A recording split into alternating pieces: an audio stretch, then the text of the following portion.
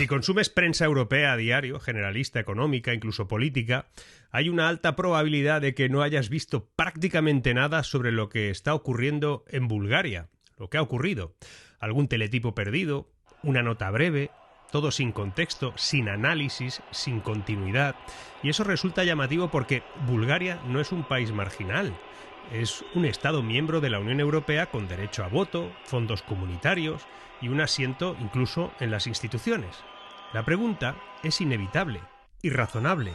¿Por qué una crisis política tan profunda como la que ha ocurrido en Bulgaria estos días tiene repercusión mediática tan baja en el resto de Europa?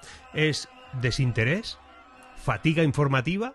¿O quizá existe un temor no declarado de contar bien esta historia porque no vaya a ser que genere empatía, comparación o incluso ideas incómodas en otros países? Porque Bulgaria no está viviendo una anécdota local, no la ha vivido, está atravesando una situación que, si se explica con detalle, resuena peligrosamente con lo que muchos ciudadanos europeos estamos sintiendo, aunque todavía no lo expresemos en la calle de una manera voluntaria, desorganizada, sin que nadie nos dirija. Bulgaria se encamina a sus octavas elecciones anticipadas en 4 años, no por falta de democracia formal, sino porque su sistema político es incapaz de producir gobiernos estables ni decisiones efectivas. Se vota, se protesta, se dimite y nada cambia. Esto pasa en algunos sitios más.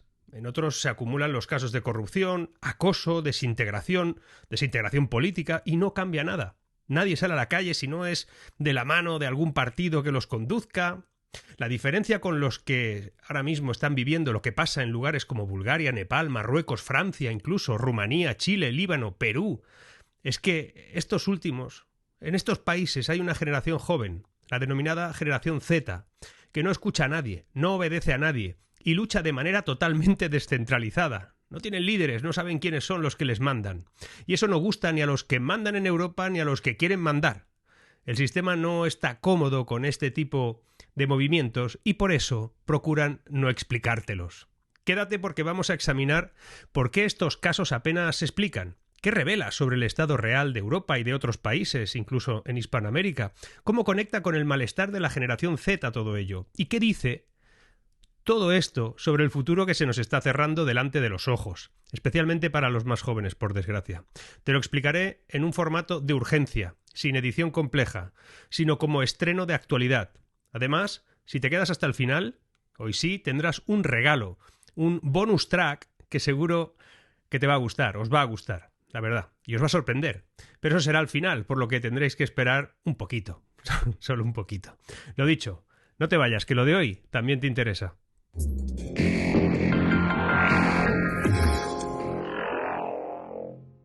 El reciente gobierno búlgaro dimitió tras protestas masivas contra la corrupción, pero los verdaderos centros de poder, el ex primer ministro Boyko Borisov y el oligarca Delian Pevski, ni siquiera estaban en el gabinete, además, y aún así lo controlaban.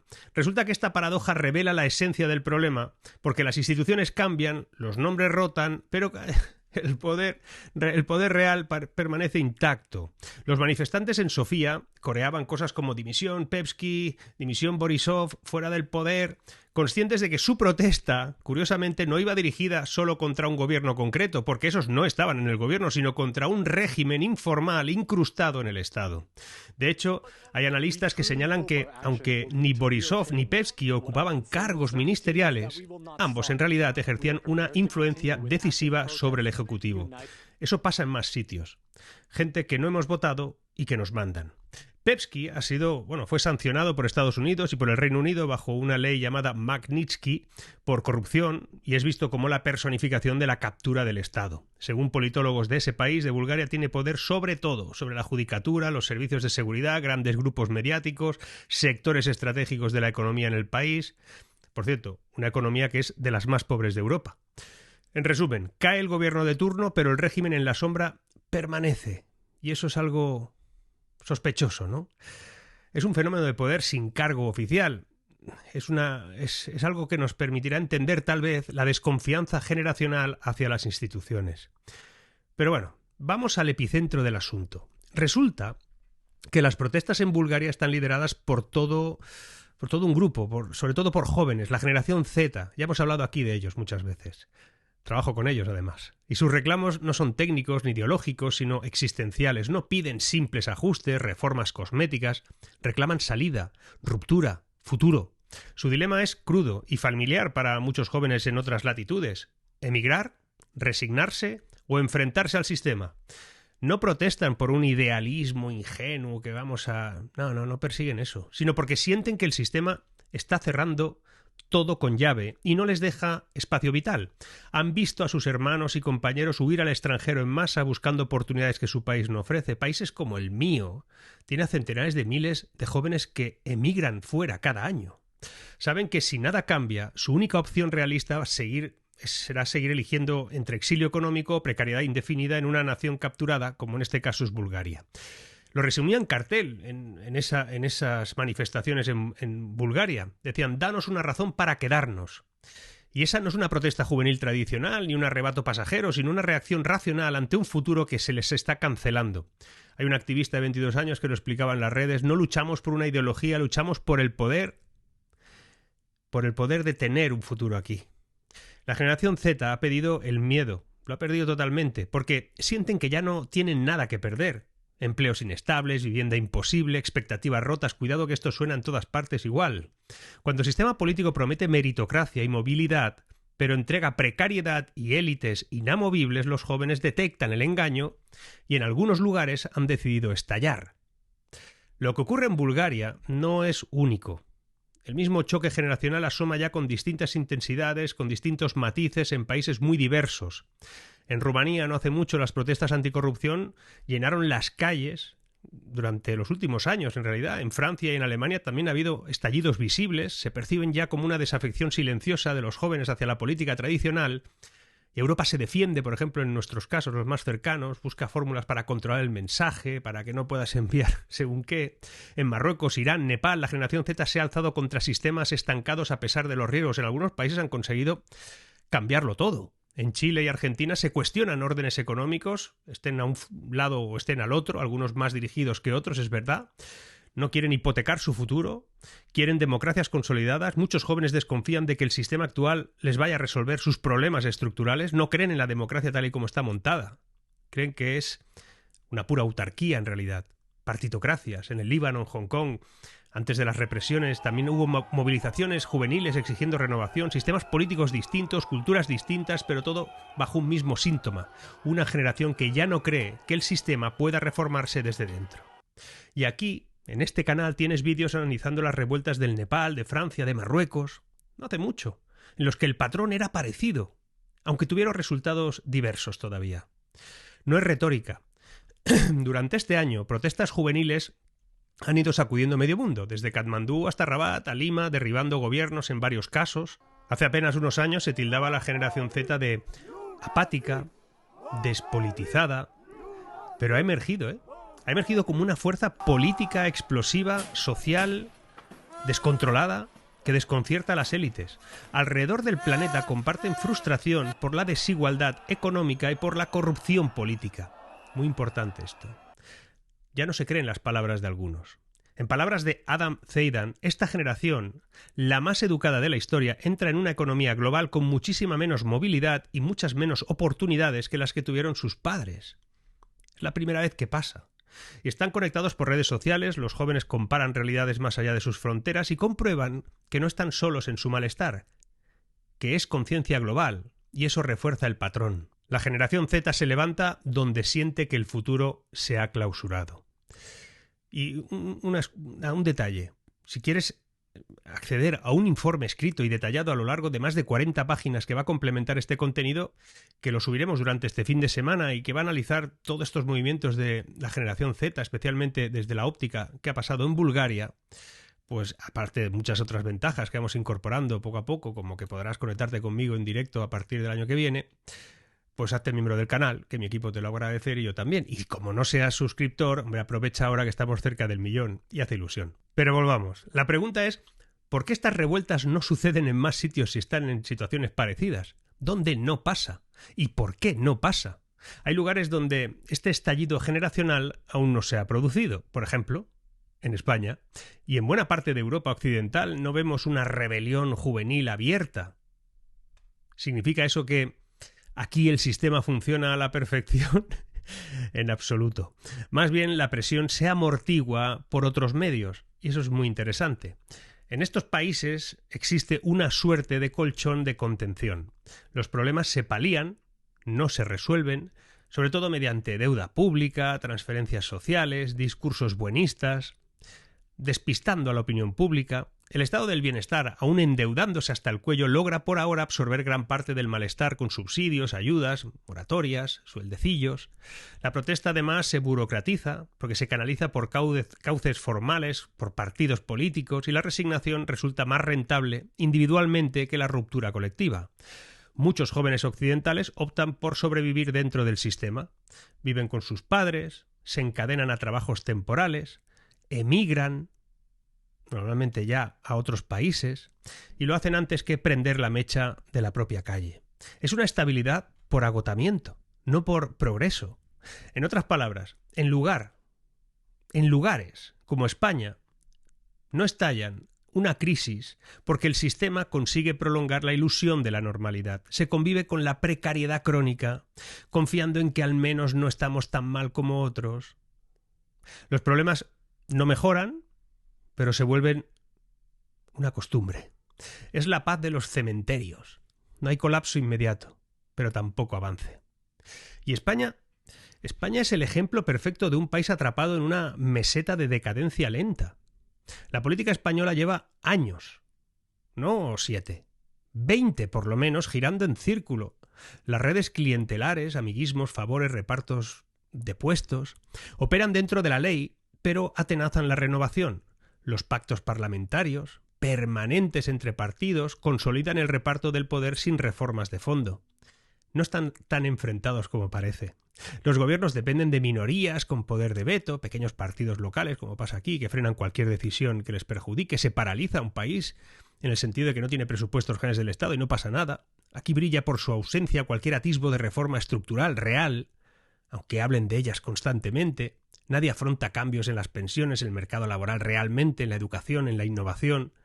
No hay colapso dramático porque el país sigue funcionando día a día.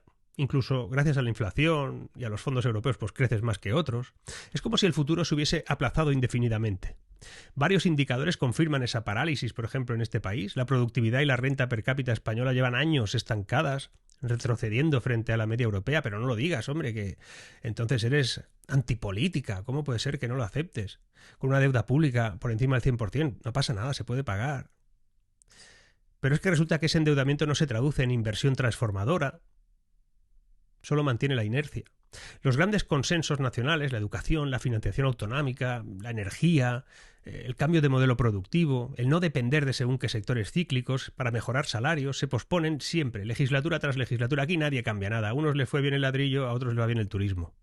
Vivimos los tiempos de la resignación productiva de la juventud.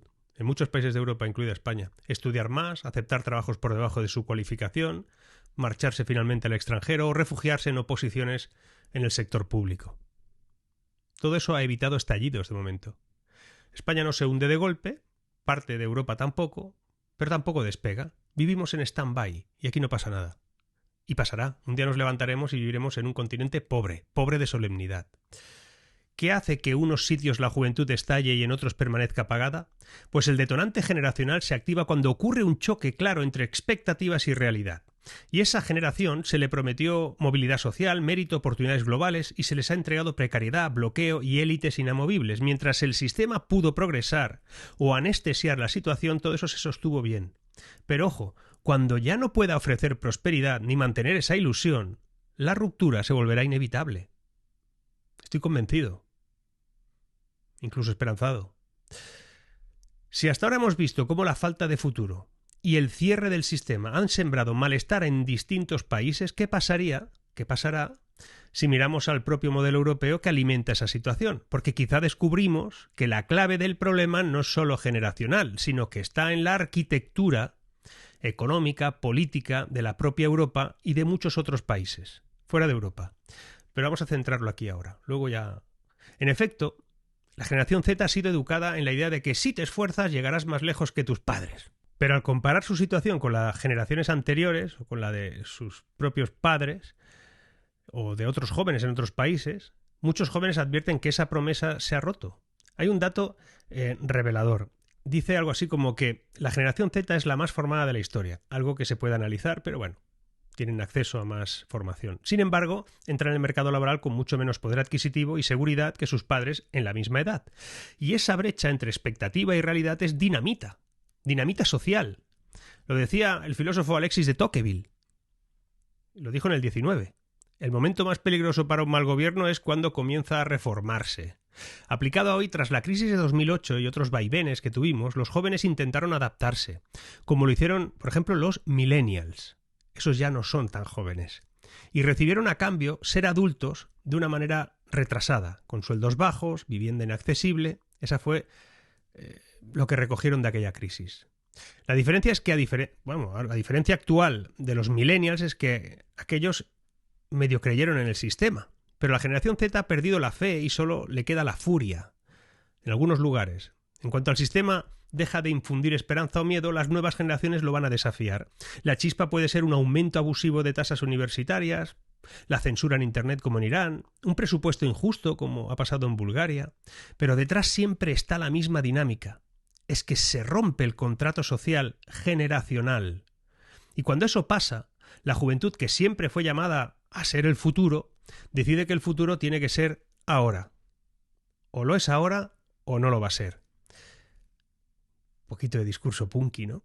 En los países donde la protesta juvenil va más lejos, es paradójicamente donde el miedo ha dejado de funcionar, por lo menos como mecanismo de control social. Si un joven no tiene empleo estable al que aferrarse, ni posibilidad real de comprarse una casa, ni expectativas de mejorar, ¿con qué se le puede disuadir de que proteste? En lugares con altísimo paro juvenil o precariedad endémica, la amenaza de te lo juegas todo si sales a la calle es realmente algo vacío, porque esos jóvenes sienten que no tienen nada que perder. Es lo que ha sucedido en Marruecos, por ejemplo. Cuando uno está de pie sobre los escombros de sus sueños, enfrentarse a porras o gases lacrimógenos ya no asusta tanto. Eso pasó en Nepal. Esa racionalidad de la desesperanza explica por qué en sitios como Bulgaria, Irán, el norte de África, las protestas han sido tan intensas. Para muchos jóvenes allí, el futuro ya se les había escapado antes de decidirse a protestar. Y en cambio, hay otros países donde aún hay algo que perder, ¿no? Lo han montado bien. La dependencia, un modesto bienestar, la esperanza de un empleo mejor, la ayuda de la familia. El miedo todavía ata a mucha gente. Pero ojo, cuanto más se extienda la sensación de que el futuro está cancelado, menos efectivo será ese miedo. El hombre más peligroso es aquel que no tiene nada que perder. Lo escribió el novelista Ernest Hemingway. Y Europa está fabricando, ¿cómo os diría yo?, a cámara lenta, una generación con muy poco que perder, ¿no?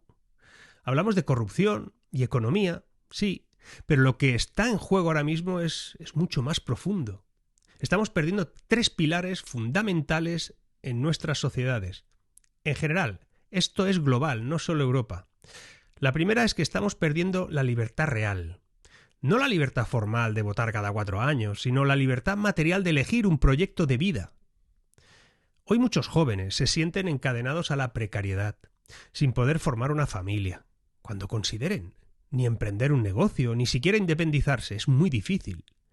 ¿De qué sirve poder votar si no puedes decidir sobre tu vida? Votar es eso, ¿no? Voto porque creo que van a pasar cosas en mi propia vida y el de mis semejantes. La democracia se vacía de sentido si no garantiza oportunidades.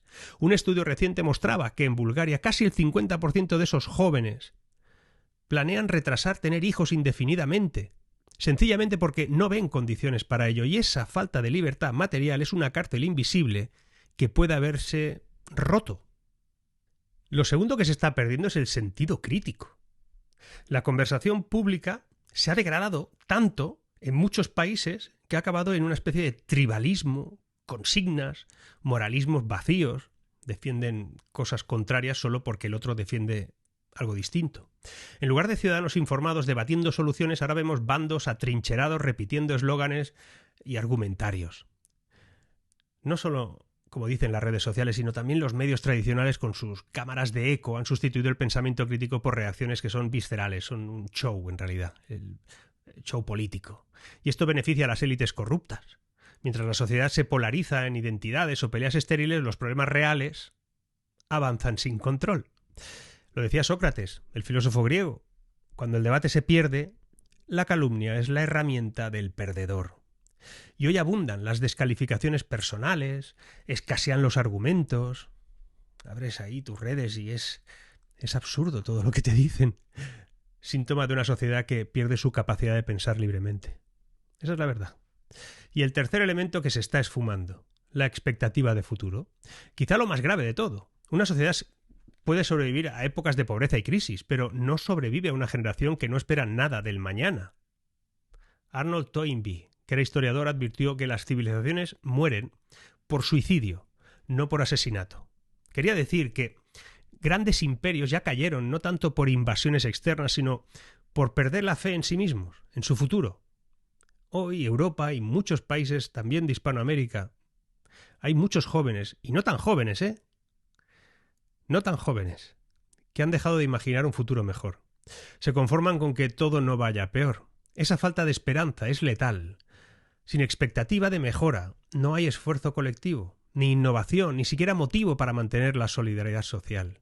Y si esto va a derivar, dejadme centrarlo en Europa, en una Europa convulsa o no, ya se verá, pero conviene recordar que Europa fue durante siglos el continente del conocimiento, la ciencia, la innovación, la tierra de Galileo, Newton, Pasteur, Curie, Turing, la cuna de las revoluciones industriales, de la democracia liberal, del estado del bienestar. Sin embargo, hoy Europa parece haberse convertido en un museo regulatorio, más preocupada por preservar el pasado que por inventar el futuro, y eso lo notan los jóvenes de algunos países donde todo eso les suena a nada. Aquí nos obsesiona el procedimiento, legislar con detalle, garantizar cada norma, aunque sea a costa de la agilidad, de la innovación, de la experimentación. Europa ya no lidera en casi nada de lo que define el mañana. Y lo notan los jóvenes. No lidera en inteligencia artificial, ni energía, ni en biotecnología, ni en crecimiento económico. Tiene normas para todo, sí. Y algunas son loables, no digo que no. Pero no tiene un proyecto que ilusione a esos jóvenes que van eclosionando en diferentes países a medida que se dan cuenta que les han robado el futuro. Europa ha pasado a ser la fábrica del futuro a convertirse en el gestor del declive. Administra sus logros pasados, reparte subvenciones para atenuar los problemas, pero no enciende motores nuevos. No es por falta de talento, sino por un sistema que prioriza la seguridad de lo conocido sobre la apuesta por lo nuevo. Y resulta que los jóvenes se han dado cuenta. Se han dado cuenta en cada vez más sitios. Algunos están latentes, otros ya han explotado. Hay una paradoja en la Europa actual. Conservamos un discurso moral elevado sobre democracia, sostenibilidad, derechos, pero hemos perdido la capacidad de liderazgo material para impulsar esos valores en el mundo. Europa se mira a sí misma como un estandarte ético, el viejo continente de la cultura y la ilustración. Pero fuera nos ven a menudo ya como un gigante dormido, más preocupado por poner normas que por lograr resultados. Hay una encuesta, creo que es de la Fundación TUI, que reveló que solo el 42% de los jóvenes europeos colocan a la Unión Europea entre los 3 actores globales más influyentes, detrás de Estados Unidos, China e incluso Rusia. Y más de la mitad opinan que la Unión Europea se pierde en detalles triviales, en vez de afrontar los grandes desafíos. Esa es la gran paradoja moral cuando hablamos de valores universales, pero nuestros propios jóvenes no ven nada ahí, ven ineficaces, autoabsorbidos esos principios.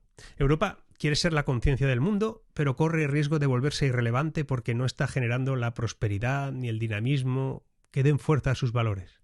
Y en términos coloquiales, permitidme esto, Europa se ha vuelto ese profesor que da excelentes consejos pero no aplica en su vida lo que predica. Y resulta que los alumnos, la generación más joven, toman nota de esa incoherencia.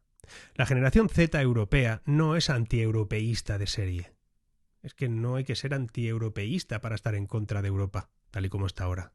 Simplemente se desconecta de esa Europa. Muchos sueñan con su futuro personal fuera. Continuar estudios en Estados Unidos, trabajar en Asia, lanzar una startup en Silicon Valley, yo qué sé, Europa como punto de partida, como mucho, pero ya no como destino. Y en Bulgaria, el tema de hoy, se ve grotesco eso de las elecciones tras elecciones sin salida, pero en otras democracias europeas el inmovilismo es igual de real, solo que se disfraza de estabilidad. Cada elección europea, hay países donde aquí no pasará lo de Bulgaria nunca, nosotros estamos bien. Pero es que cada elección en Europa no pasa nada sustancial. Cambian caras, siglas, pero todo nos acerca a la fatiga búlgara. Si no hay renovación profunda, muchos votarán por inercia y sin esperanza de cambio. Hoy Europa no está en una crisis explosiva, está detenida. Es como un viejo tren lujoso que ha frenado en seco en mitad de una vía. Sigue siendo cómodo en sus vagones, la verdad es que, oye, qué bien se está, pero no lleva a ninguna parte ese tren. Los pasajeros más jóvenes miran por la ventana y ven a otros trenes de otras regiones del mundo pasar a toda velocidad hacia el mañana. Algunos decidirán saltar de ese tren parado para intentar subirse a otro. Eso lo están haciendo centenares de miles, pero, ojo, habrá otros que despierten al maquinista. Y no le va a gustar al maquinista cómo lo van a despertar. Esto no es exclusivo del viejo continente, sirve para Europa y para muchas latitudes: Venezuela, Colombia, México, Nicaragua, Costa Rica, Panamá, Cuba, Ecuador, Perú, Bolivia y muchos más sitios. La generación Z nos está dando un mensaje claro en las calles. Ignorarlo sería, ese sí, un suicidio civilizatorio. Pero escucharlo y actuar podría ser un renacimiento. Yo soy optimista en eso. El futuro tiene muchos nombres, lo dijo Víctor Hugo. Para los débiles es lo inalcanzable, para los temerosos lo desconocido, para los valientes la oportunidad. Europa tiene que decidir en qué grupo está. Y centro en Europa porque estamos hablando de Bulgaria. Porque lo de Bulgaria no es solo un país en crisis política, es una señal de movimiento. Durante años se ha repetido que los jóvenes no luchan, que están distraídos, están anestesiados, encerrados en pantallas, que no se organizan, que no creen en nada, que han renunciado a cambiar el mundo. Yo trabajo con muchos de ellos. Mi empresa está llena de ellos. No son así. Bulgaria y otros movimientos desde la calle desmiente ese relato. Ahí son los jóvenes los que han salido a la calle cuando el sistema se volvió irreformable, no por nostalgia, no por ideología, sin banderas heredadas, sino por algo mucho más elemental. No aceptan el futuro cerrado. Lo que empuja en Bulgaria no es una revolución clásica, y eso es lo que sorprende, y por eso, mientras lo analizan, no te lo explican. Es una generación que ha entendido que el tiempo ya no juega a su favor, y eso importa porque revela una verdad incómoda. En los países donde esto no ocurre, no siempre es porque todo funcione mejor. A veces es porque el malestar ha sido anestesiado con esos tazones de cloroformo, gestionado, subvencionado, normalizado. Sociedades enteras pueden aprender a convivir con el estancamiento si alguien les garantiza que nada explotará mañana. Pero esa paz, ojo con esto, no es estabilidad. Es parálisis. Para ir terminando, la responsabilidad de los mayores, no para hablar en nombre de los jóvenes, no para dirigirlos, sino para no adormecerlos, no ridiculizar su rabia y no convencerlos de que resignarse es madurar. Tal vez la tarea de quienes aún conservan poder, voz o memoria histórica no sea la de proteger el orden tal como está, sino estimular a quienes van a vivir dentro de él, en ese futuro, cuando nosotros ya no estemos. Porque el futuro no se hereda, se disputa. Lo curioso, como os decía al principio, es que es como los medios y la verdad oficial apenas hablan de esto hasta que ya no pueden ocultarlo más. Hoy es más importante hablar de corruptelas, las meriendas de toda esta gente, arrinconando lo que realmente es fundamental. Pero en el mundo hay gente muy joven, que ya no puede más. Y cuando se juntan de un modo que hasta ahora no se había comprendido, descentralizados, sin líderes claros, sin siglas, sin partidos, sin consignas verticales, entonces las cosas que parecían inamovibles se mueven, caen, las derriban. Hay lugares, Bulgaria acaba de ser uno más, donde la resistencia de verdad existe. Y es muy joven. Seguimos. Y como os había prometido, un regalillo, un bonus track. Os dejo con un resumen de la conversación que tuve con el filósofo David Pastor Vico. Son 10 minutos que son una joya. Son muy interesantes. Son parte de una charla que mantuve durante más de una hora en Podimo hace unos días.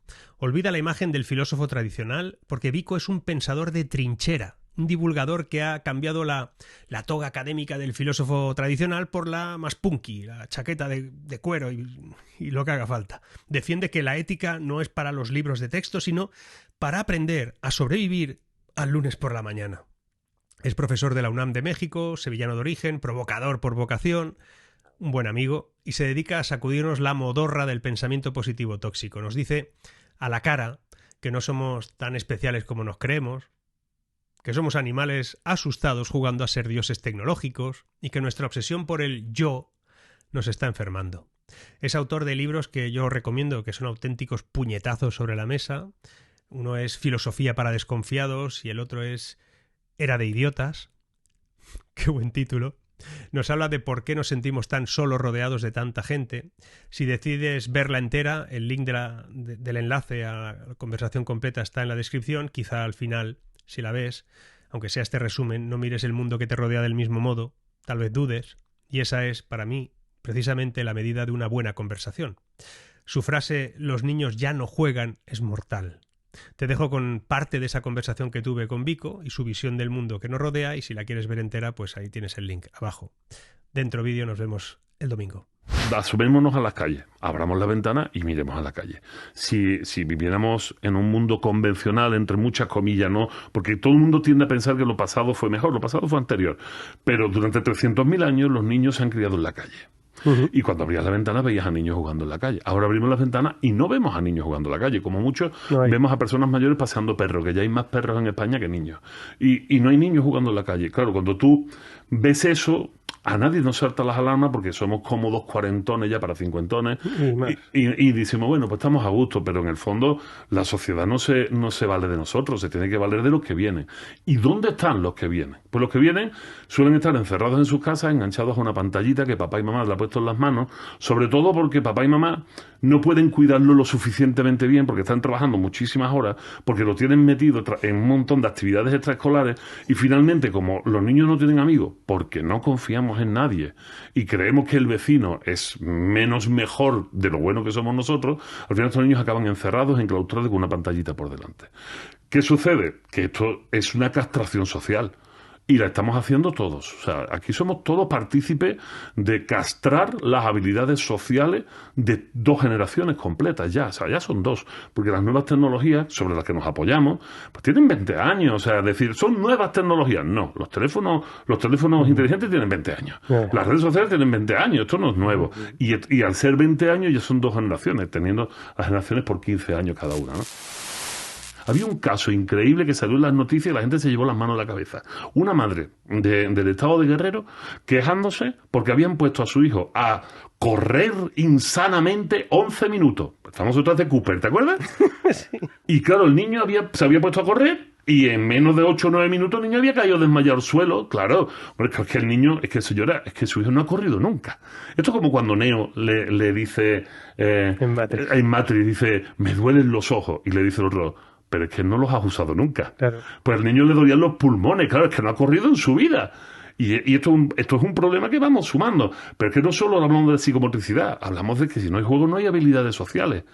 Y nuestro cerebro se tiene que conformar a raíz de estas habilidades sociales y de la manera en que interactuamos con los demás.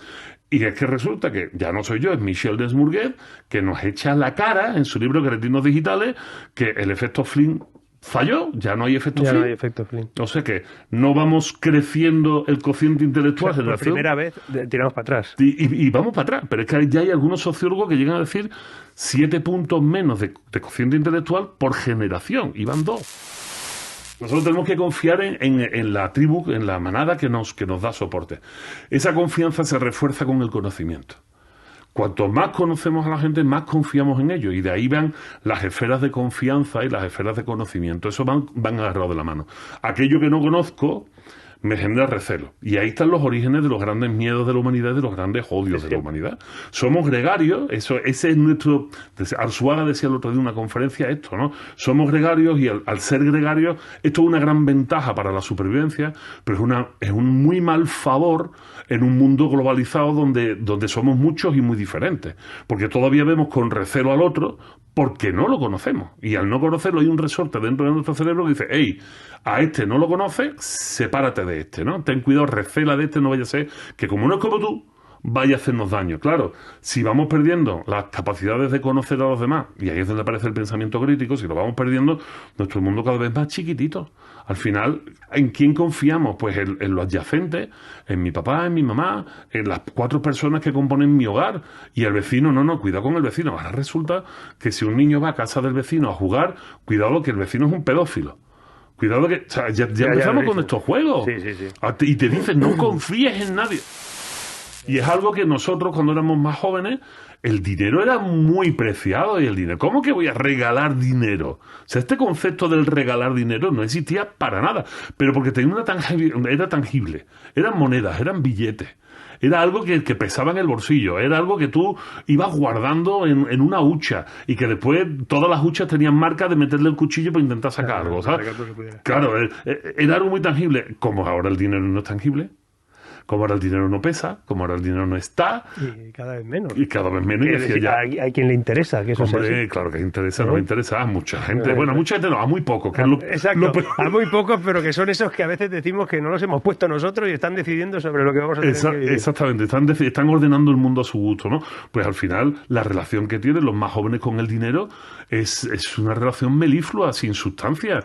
El dinero es sustancia. El dinero es sustancia. Capital. Claro, es capital. El dinero es material. Nunca mejor dicho. El dinero es material. Y en el momento en que es digital, ¿dónde está la materialidad del dinero? ¿Dónde está el juego? ¿Dónde está el peso? Y se convierte en algo, como diría Bauman, líquido. Y lo líquido es intangible y se escapa. Y lo líquido es peligroso. Penaliza el estar mal. Sí, no se puede estar mal. No se puede estar mal. No puedes tener un mal rato. Y si lo estás, tienes que exponerlo. Es que patético, ¿no? O sea, es que de verdad es muy patético. Sobre todo para los que hemos estado mal de verdad. Sobre todo lo que hemos estado mal de verdad, y me meto ahí en el ajo, los que hemos padecido un cáncer, y un cáncer que te dicen... Te quedan 6 meses. Tío, que te queda muy poquito, ¿eh? O sea, que vas muy mal. En ese momento las redes desaparecen. Ahí lo que aparece inmediatamente son los afectos, las amistades, los cariños, o sea, lo sustancial. Ahí aparece lo de verdad. Lo otro es pose. Pero claro, es que se vive en la impostura. Y en la impostura hay que ser exitoso. Esta palabra a mí me hace mucho daño, la palabra éxito. ¿Qué es éxito? Pues éxito en latín es exitus. Sí. Y el exitus no es más, en latín no es más que el paso de un estado a otro. Sí, Nada más. El tránsito. Es el tránsito de un sitio a otro. De hecho, en la morgue, cuando alguien fallece, en el dedo gordo del pie le ponen la etiqueta, ponen éxitus y la hora. Sí. Nada más. Es el paso uno a otro, pero nosotros hemos entendido que el éxito como la gloria. El concepto latino de la gloria. O sea, estar en el mayor de los sitios posibles a la vista de todo el mundo. Porque el general que entraba camino del Capitolio montado en la auriga con el esclavo al lado, ¿no? Ese era el que estaba disfrutando de la gloria. Y todo el mundo lo estaba viendo. Pero ese tío tenía al lado un esclavo que le estaba diciendo... Recuerda que eres humano, ¿no? O sea, recuerda que eres humano, recuerda que vas a morir, recuerda que vas a morir. O sea, te iba dando la brasa. Las redes sociales no tienen eso, no tienen ese memento mori que te recuerda que vas a morir. Entonces parece que todo es gloria, parece que todo es éxito, que es lucimiento. Y llega un momento que esto cansa. Fíjate la cantidad de gente que ahora se ofende. Esta situación del ofendidito, el ofendidito es que esto mismo, tu forma de pensar me ofende. Lo que acabas de decir me ofende. ¿Por qué? Porque yo diciendo que tú me ofendes, yo estoy en una situación de vulnerabilidad moral y lo que espero es que los demás me eleven y me sitúen por encima de ti. Porque en el momento en el que me sitúo por encima de ti, voy a degüello contra ti. Porque tú eres el que me ha ofendido. ¿Te das cuenta lo perversísimo que es esto?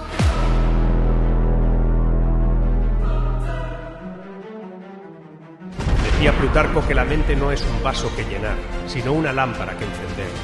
Me dedico a eso, a encender lámparas con una voz compartida, con la de aquellos que no renuncian a su libertad a cambio de una comodidad mal entendida.